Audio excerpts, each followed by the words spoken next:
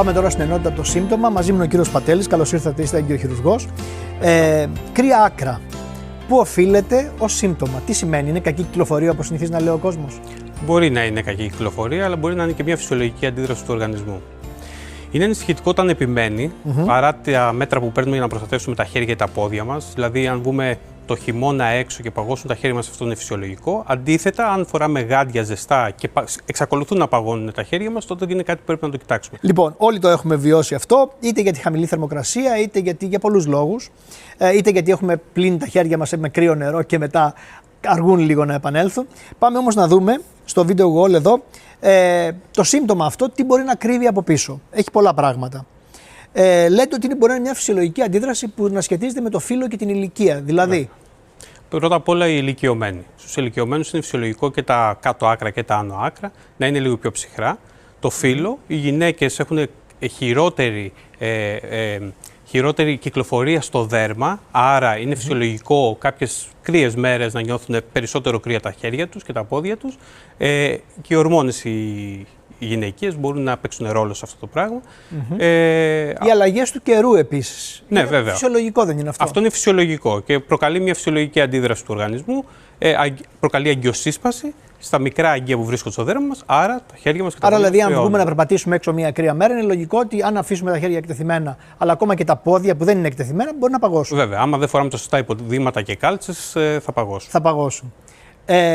Σύνδρομο Ρεϊνό και νόσος. Πρέπει να διαχωρίσουμε λίγο. Ναι. Η νόσος Ρεϊνό είναι μια φυσιολογική, υπέρμετρη, δηλαδή έντονη αντίδραση του οργανισμού. Αντί απλά να παγώσουν λίγο τα χέρια μας όταν βγαίνουμε στον κρύο καιρό, τι γίνεται, γίνονται κάτοχρα, λευκά τελείως ή μπλε. Αυτό όμως είναι φυσιολογική αντίδραση και επανέρχεται μόλις φύγει ο παράγοντας του ψύχους. Αντίθετα, το σύνδρομο είναι η ίδια αντίδραση, αλλά ως συνέπεια κάποιας πάθησης σοβαρότερης συνήθως. Δεν είναι δηλαδή φυσιολογικό πλέον. Πώς είναι πιο συχνό, πώς θα το διαχωρίσουμε, αυτό λέω. Η νόσος είναι πιο συχνή από το σύνδρομο, αλλά το σύνδρομο επιμένει, δηλαδή θα δούμε τι θα μας παραξενέψει ότι κάτι δεν πάει καλά, ας πούμε. Το σύνδρομο ότι επαναλαμβάνεται συχνά. Το σύνδρομο θα έχει μεγαλύτερη ένταση, μεγαλύτερη διάρκεια και σίγουρα θα ακολουθείται από κάποια άλλα συμπτώματα. Αγκιακές παθήσεις, και φαντάζομαι ότι εδώ έχουμε από την αθυρωμάτωση, δηλαδή από το κλείσιμο, το φράξιμο κάποιων. Από το φράξιμο των αγκίων, μέχρι τις αγκιήτιδες και διάφορα άλλα. Τις αγκιήτιδες, ναι, που είναι ουσιαστικά μια φλεγμονή των μικρών αγκίων.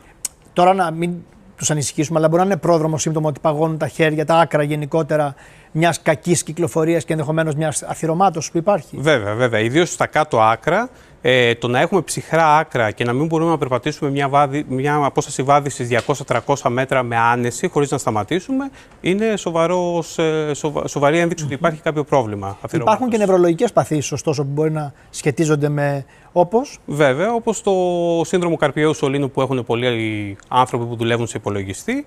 Δηλαδή το σύνδρομο Καρπιαίου Σωλήνου να κάνει κρύα άκρα. Κάνει κρύα άκρα, ναι. Κάποιοι τραυματισμοί. Υπάρχουν πάρα πολλές. Και πολλές άλλες παθήσεις. Έχω τώρα ένα μεγάλο κατάλογο. Ο υποθυροειδισμός. Ο υποθυροειδισμός που έχει πάρα πολλοί κόσμος. Αυτοί που το ξέρουν ότι έχουν. Τους ενημερώνει ο γιατρός, οπότε δεν φοβούνται γι' αυτό. Η πνευμονική υπέρταση. Και κάποιες αιματολογικές παθήσεις μπορεί να κάνουν. Ναι, υπάρχει μια ολόκληρη ομάδα παθήσεων του αίματος, οι οποίες αποφράσουν τα μικρά αγκία του δέρματος και των άκρων. Αυτό που κάνουμε πολύ συχνά, να τρίβουμε τα χέρια μας για να ζεσταθούν, είναι μια λύση για να μπορέσουμε να τα επαναφέρουμε σε μια φυσιολογική θερμοκρασία? Ναι, βέβαια.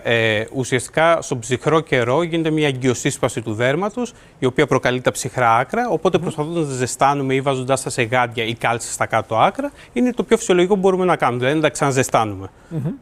Ωραία, σας ευχαριστώ πάρα πολύ.